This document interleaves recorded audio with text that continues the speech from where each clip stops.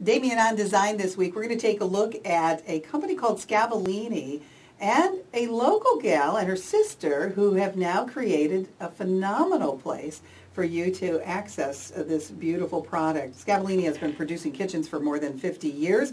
Joining us, Damian Farrell, local architect with Damian Farrell Design Group. Good morning. And your guest, Niki Serras, who happens to be the daughter of two great people here in town.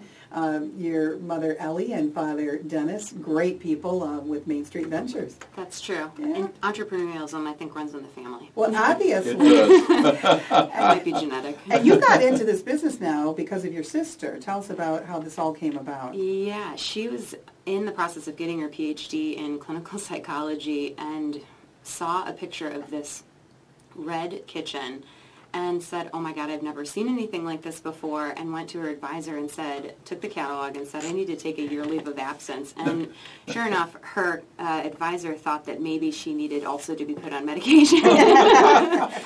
But shortly afterwards, I sort of saw what she was doing, and within a year we were open, and that was, we opened our doors September 23rd, 2010 now, so it's been a couple of years. Scavolini by Cucina Moda. Exactly right. And Cucina, does that mean kitchen? Yeah. Mm-hmm.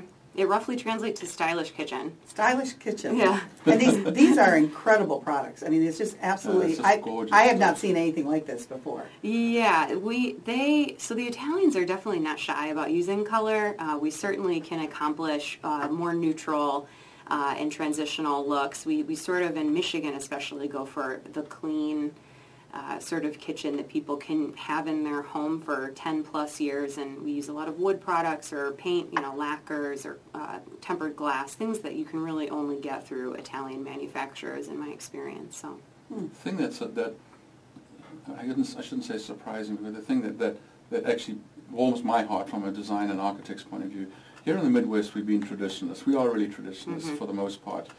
And I've always said I'm kind of a closet modernist because we can't practice modern or contemporary very much. But that seems to be changing.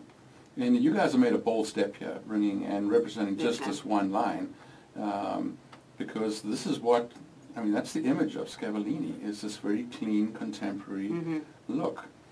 How's it going? I'm knocking on wood. Actually, it's going so far so good. We certainly made a bold move, especially opening sort of in the base of the market in 2010, and people certainly thought we were dumb or crazy to even try this. But the modern aesthetic and the clean lines and sort of getting rid of the clutter in your life in terms of design and even just stuff is what's really coming into the trend in the Midwest especially. And so we do a lot of slab doors, sort of beige and tan is sort of taking the back seat to a more neutral gray, like the gray color palette. So I would say 95% of our kitchens certainly are in the very clean, nudging more contemporary. We don't do as much of like the Ferrari red, or like super, beautiful bright lipstick red. Yeah. I mean, it's very much, that was more of a showpiece for us as opposed to something that we do a lot of kitchens and that. What about the pulls, the handles, that sort of thing?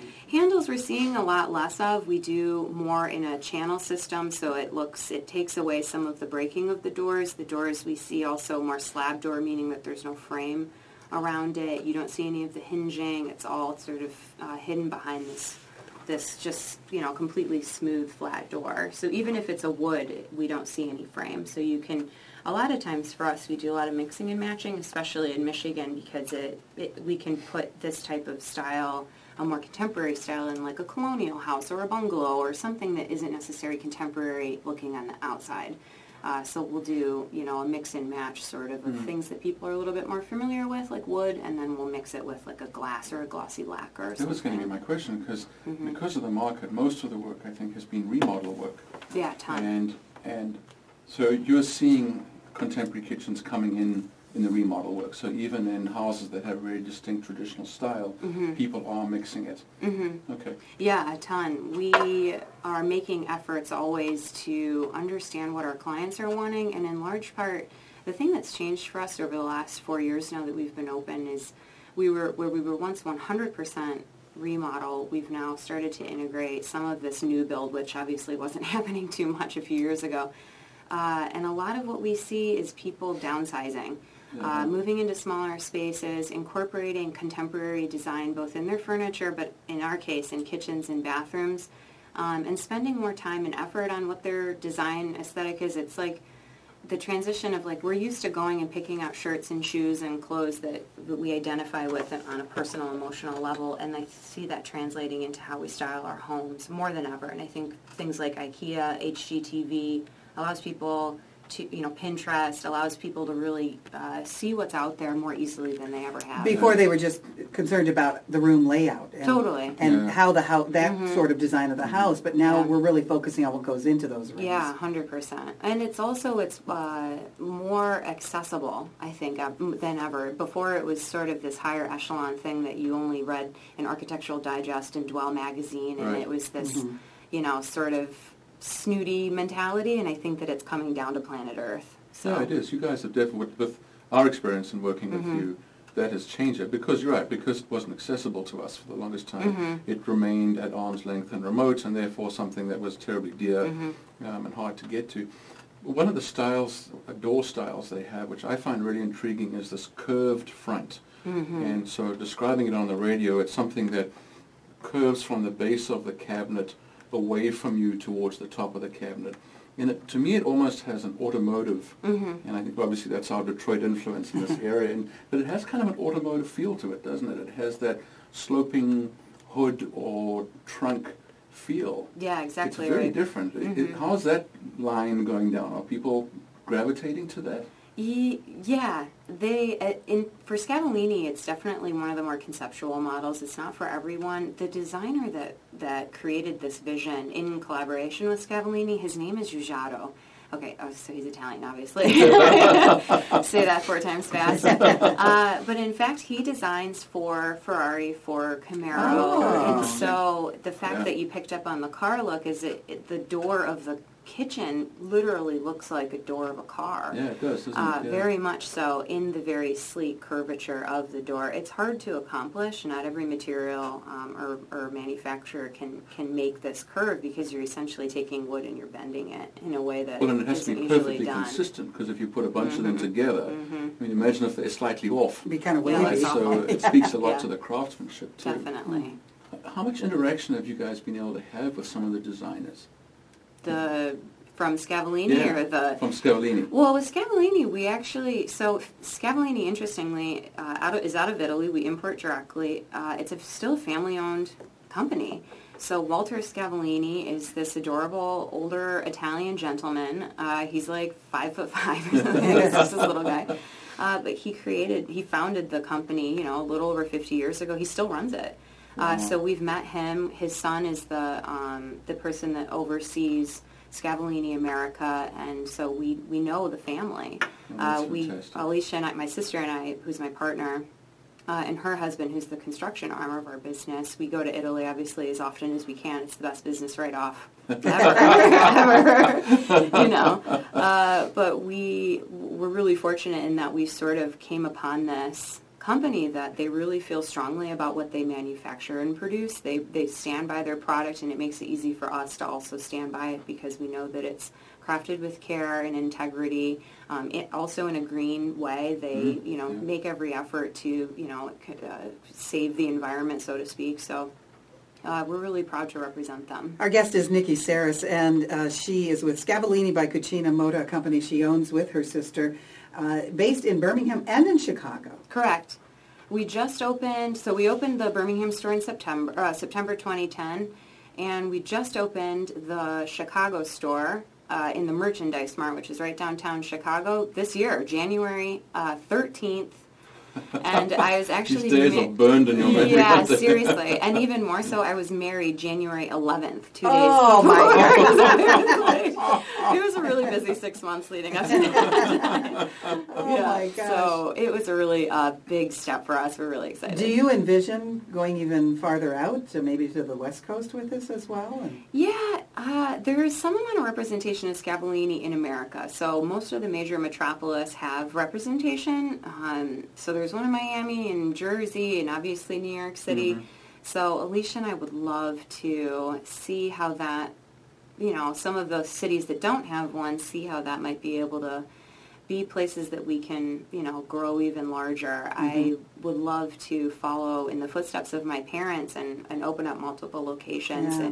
And again, I love traveling, and I think that this is an underserved area of residential design. Oh, absolutely. I think you guys, Mm-hmm. I think from my point of view, your timing is perfect.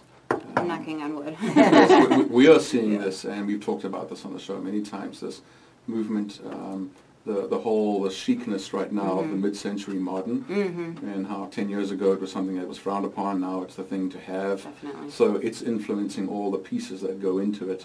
And people are in this area getting a little bolder, a little braver, and I think this idea of downsizing, simplifying, plays into that, maybe subconsciously. But one of the concepts about kitchens that always fascinated me in Europe is that when you buy your kitchen in Europe, it's yours to keep, and you move around with it. So you dismantle it, and one of the beauties of lines like Scavolini is their modularity and their consistency of design, so that if you move 5 years, 10 years later, you can be pretty well assured of getting the same finish, the same cabinets, and then getting pieces to put it back into a new kitchen. That's something so foreign to us here, isn't it? This whole idea that your kitchen is part of your furniture. It's different, isn't How it? interesting. Yeah. I didn't realize that. Yeah. They do that in Europe. Which is, if you think about, that's what IKEA is all about. So it's a translation of that. So when people take that idea and think that means cheap because you can dismantle and move, I've argued for a long time it's not. It's just a different phenomenon of the philosophy behind how kitchens are designed and built in Europe versus how we do it here. How does Scavolini compare in price to other types of cabinet makers here in America? It's a little bit hard to compare to American cabinet makers because the finishes that we offer oftentimes don't overlap. In the wood finish, we're just in generalizations, we're a medium high price point. So we're obviously more than something like IKEA, but we're not like the top of the line, which I always joke to my sister, we're like solidly the BMW of, That's a good analogy. Yeah, like a beautiful line, something that, a lot of people can achieve. And picking up on your point from before is it is very much, we treat it like furniture. When you buy a home in Italy, it doesn't come with a kitchen, which is really foreign to an American, buyer. And it's all track hung, so it's not built into your actual drywall. And so if you do leave, Americans don't do that often, but if you do leave your home or you sell it or what have you, you can take literally the boxes off the walls and take them with you just like you would take your sofa. So it's very much why I think the Italian mentality around design is it's something that everyone thinks about. It's something that most people in their lifetime will do a couple of times, and I think that mentality is starting to trickle into the American mindset of when they purchase a home, you really can customize it to be what it is that you want it to be. Yeah. Nikki, you work with both individuals as clients, but also architects and designers and everyone, right? Yeah, 100%. We offer design services, but we also are more than happy to work with someone like Damian who, can basically give us the vision, give us the layout, and then we translate many of those things into Scavolini. You can go online and learn more, cucinamoda.com, CUCINAMODA.com, and exclusively selling the Scavolini line. Fascinating. Great talking with you. Thank you so much for having me. Your parents must be so proud of you. And your I sister. think they probably bore people a lot. Stories. I can't wait. I'm getting ready to write Ellie a note right now saying I just met her darling daughter. Well, I think it's great. It's another good Michigan story. It really is. Yeah. Good Michigan design story. And our thanks also, besides Niki Serras from Scavolini by Cucina Moda, Damian Farrell from Damian Farrell Design Group on the air each week here with Damian on Design. More coming up on the Lucy Ann Lance Show, Ann Arbor's Talk Station, 1290 WLBY. You are so engaging. Yay! Once again, you did a fantastic job. I can't wait to tell Ellie. It's so short. It's 20 minutes. beautiful.